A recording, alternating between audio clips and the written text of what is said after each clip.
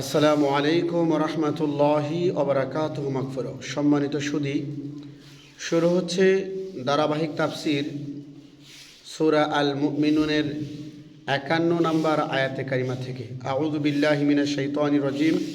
বিসমিল্লাহির রহমানির রহিম। ইয়া আইয়ুহার রাসূলু কুলু মিনাত তাইয়্যিবাতি ওয়া'মালু সলিহা ইন্নী বিমা তা'মালুনা আলিম। হে রাসূল, তোমরা পবিত্র জীবিকা হতে উপভোগ করো, ভালো কাজ করো, নিশ্চয় আমি তোমাদের কর্ম সম্পর্কে অবগত আছি। রাসূল পাক সাল্লাল্লাহু আলাইহি সাল্লামকে আল্লাহ তাআলা পবিত্র জীবিকা হতে উপভোগ করতে বলেছেন। এই আদেশ শুধু তাদের জন্য নয়, বরং এই আদেশ হচ্ছে তাদের জন্য এবং তাদের উম্মতের জন্য, কারণ আল্লাহ তাআলা যা বলার তা তার রাসূলকেই বলেন। আল্লাহ নবী রাসূল ছাড়া সাধারণ মানুষের সাথে কথা বলবেন না। ওয়া ইন্না হাদিহি উম্মাতুকুম উম্মাতাও ওয়াহিদাতাও ওয়া আনা রাব্বুকুম ফাত্তাকুন। এ হচ্ছে তোমাদের দল, এক দল, এবং আমি তোমাদের রব, অতএব তোমরা আমাকে ভয় করো।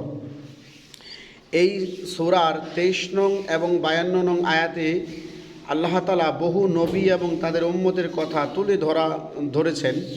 সবার কালিমা লা ইলাহা ইল্লাল্লাহ, সবার শরীয়ত দিন ইসলাম, সবারই দিন ছিল একটাই, লা ইলাহা ইল্লাল্লাহ। যুগে যুগে আল্লাহ রব্বুল আলামিন নবী প্রেরণ করেছেন, শুধু প্রচারক হিসাবে নবীদের নামটা লা ইলাহা ইল্লাল্লাহ আদম ও সফিউল্লাহ, লা ইলাহা ইল্লাল্লাহ ইসমাইল ও জবিহুল্লাহ, লা ইলাহা ইল্লাল্লাহ ইব্রাহিম ও খলিলুল্লাহ, লা ইলাহা ইল্লাল্লাহ মুহাম্মাদুর রাসূলুল্লাহ সাল্লাল্লাহু আলাইহি সাল্লাম। দিন ইসলাম একটাই, একমাত্র, কেবলমাত্র দিন ইসলাম একটাই। যুগে যুগে শুধু নবীদের নামটা চেঞ্জ হয়েছে, কিন্তু কালিমা, মূল কালিমা লা ইলাহা ইল্লাল্লাহ একই রয়েছে। আল্লাহ পাক রব্বুল আলামিন পরে বলেন, ফাতাকাত্তাউ আমরাহুম বাইনাহুম যুবারা কুল্লু হিজবিন বিমা লাদাইহিম ফারিহুন। অতঃপর তারা নিজেদের মধ্যে দিনকে বহু ভাগে বিভক্ত করে ফেলেছে এবং প্রত্যেক দল তাদের কাছে যা আছে তা নিয়েই তারা সন্তুষ্ট। অর্থাৎ পবিত্র কোরআনুল কারিমে আল্লাহ তাআলা বলেন, ইন্নাদ দীনা ইনদাল্লাহিল ইসলাম। দিন ইসলাম, মাত্র একমাত্র ইসলাম ছাড়া আর কোনো দিন নাই। কিন্তু দুনিয়ার জমিনে দেখা যায় খ্রিস্টান ধর্ম, হিন্দু ধর্ম, বৌদ্ধ ধর্ম, বিভিন্ন ধরনের ধর্ম নাম দিয়ে, মানুষের নাম দিয়ে তাদের ধর্ম হিসাবে চালাচ্ছে। আল্লাহ তাআলা বলছেন, এক দিন, এক ইসলামকে তোমরা বহু খণ্ডে ভাগ করে তোমরা আবার ভাবতেছো তোমরা পরিপূর্ণ। অর্থাৎ খ্রিস্টানরা ভাবে আমরা যারা খ্রিস্টান আছি আমাদের কথা সঠিক, আমরা সঠিক রাস্তায় আছি। মুসলমানদের ধর্মের তারা তোয়াক্কা করে না এবং গবেষণাও করে না। আল্লাহ তাআলা আমাদের দিন ইসলাম বুঝার তৌফিক দান করুক। এরপর আল্লাহ তাআলা বলেন, ফাযারহুম ফি গমরতিহিম হাত্তা হিন। অতঃপর তাদেরকে তাদের কুফুরির মধ্যে কিছুকালের জন্য অবস্থান করতে দিন। গমরাত শব্দের অর্থ কুফুরি, অন্ধত্ব, অমনোযোগিতা। কিছুকালের জন্য অর্থাৎ মৃত্যু পর্যন্ত তাদেরকে মৃত্যু অবকাশ দেওয়া হোক, তারপর অবস্থা কি তারা দেখতে পাবে। এরপরে আল্লাহ তাআলা বলেন, আয়াহসাবুনা আন্নামা নুমিদ্দুহুম বিহি মিন মালি ওয়া বানিন। নিশ্চয় আমি তাদের ধন এবং সন্তান বাড়িয়ে দিয়েছি। নুসাইরু লাহুম ফিল খায়রাত বাল লা ইয়াশউরুন। তারা কি ধারণা করে যে আমি তাদের কল্যাণ ত্বরান্বিত করছি? বরং তারা জ্ঞান রাখে না। কাফিরদের দুনিয়াতে ধন ও সন্তান বাড়িয়ে দেওয়ার অর্থ তাদের জন্য কল্যাণ ত্বরান্বিত করা নয়, বরং তাদের সৎ কর্মের পাওনা পরিশোধ করে তাদেরকে বিনা হিসাবে জাহান্নামে পাঠানোর ব্যবস্থা করা।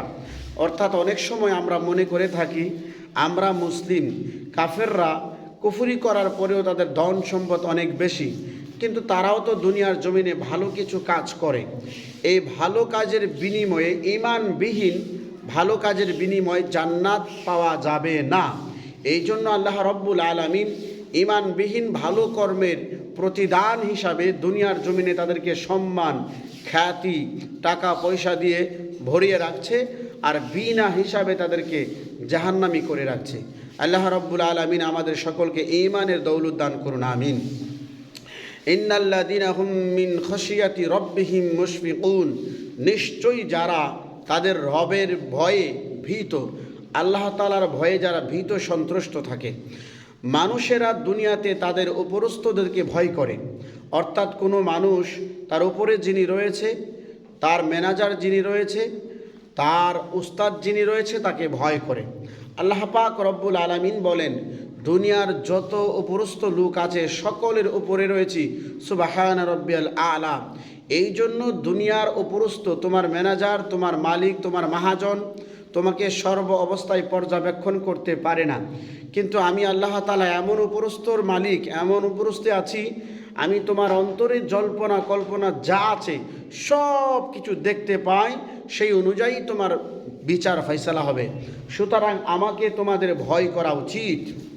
এরপরে আল্লাহ তাআলা বলেন, ওয়াল্লাযীনা হুম বিআয়াতি রাব্বিহিম ইউমিনুন, যারা আল্লাহর আয়াতগুলির উপরে বিশ্বাস স্থাপন করে। সমগ্র পৃথিবীর জিন ইনসান মিলেও কোরআনের একটি ছোট্ট সূরা ইন্না আ'তাইনাকাল কাউসার, সূরা কাউসারের মতো কোনো আয়াত কেউ বানাতে পারবে না। আল্লাহ তাআলা বলছেন, তারপরেও তোমরা কেন কোরআনে বিশ্বাস আনো না? এরপরে আল্লাহ তাআলা বলেন, ওয়াল্লাযীনা হুম বিরাব্বিহিম লা ইউশরিকুন, যারা তাদের রবের অংশীদার সাব্যস্ত করে না। রবের অংশীদার সাব্যস্ত করা এমন অপরাধ যা আল্লাহ তাআলা কখনোই ক্ষমা করবেন না। এছাড়া অন্য গুনাহ আল্লাহ তাআলা যাকে ইচ্ছা তাকে ক্ষমা করতে পারেন। কবিরা গুনাহ, এমনকি মিথ্যা বলার গুনাহ, জেনা করার গুনাহ, মানুষ হত্যার গুনাহ আল্লাহ তাআলা ক্ষমা করে দিতে পারেন। কিন্তু আল্লাহর সাথে অংশীদার করা, শিরক করা, এই গুনাহ আল্লাহ তাআলা কশ্চিন কালেও ক্ষমা করবে না। এরপর আল্লাহ তাআলা বলেন, ওয়াল্লাযীনা ইউতুনা মা আতাউ ওয়া কুলুবুহুম ওয়াজিলাতুন আন্নাহুম ইলা রাব্বিহিম রাজিউন, এবং যারা যা দান করার তা দান করে এবং তাদের অন্তর থাকে ভীত, এই জন্য যে নিশ্চয়ই তারা আল্লাহর কাছে ফিরে যাবে। অর্থাৎ যারা ঈমানদার মুমিন, তারা আল্লাহকে ভয় করে এবং ভয় নিয়ে দান করে।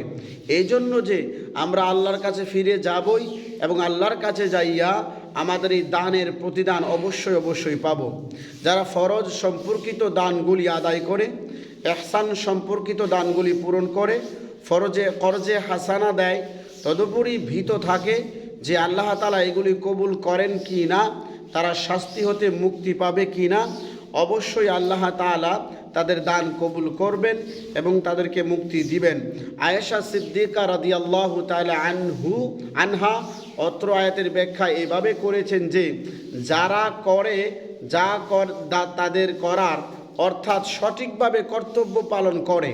আয়েশা সিদ্দিকা রাদিয়াল্লাহু আনহা থেকে হাদিস বর্ণিত, তিনি বলেন, আমি আল্লাহর রাসূল সাল্লাল্লাহু আলাইহি ওয়াসাল্লামকে জিজ্ঞেস করলাম, ইয়া রাসূলুল্লাহ, যারা শরাব পান করে, জেনা করে এবং আল্লাহকে ভয় করে, এ আয়াতের অর্থ কি তাই?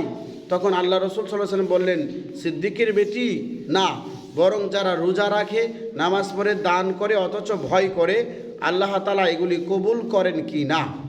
অর্থাৎ অনেকে মনে করে আমি জেনা করলাম, আমি সুদ খাইলাম, ঘুষ খাইলাম, তারপরে আল্লাহকে ভয় করা, এই আয়াতের ব্যাখ্যা এটা না। আম্মাজান আয়েশা রাদিয়াল্লাহু আনহা বলেন, ইয়া রাসূলুল্লাহ, যারা জেনা করে, ব্যভিচার করে, তারা আল্লাহকে ভয়ও করে, ইবাদত করে, এই আয়াতের অর্থ কি এটা? আল্লাহ রাসূল বললেন, না না, যারা দান করে, নামাজ পড়ে, রোজা করে, এরপরও ভয় করে, এগুলো কবুল হচ্ছে কি না। আল্লাহ রাব্বুল আলামিন আমাদের সকলকে এই আয়াতগুলোর তাফসীর থেকে শিক্ষা নিয়ে আমাদের বাস্তব জীবনে বাস্তবায়ন করার তৌফিক দান করুন। আজকের জন্য এখানে সমস্ত। পরবর্তীতে সূরা মুমিনের 61 নং আয়াত থেকে তাফসীর করা হবে ইনশাআল্লাহ। আসসালামু আলাইকুম ওয়া রাহমাতুল্লাহ।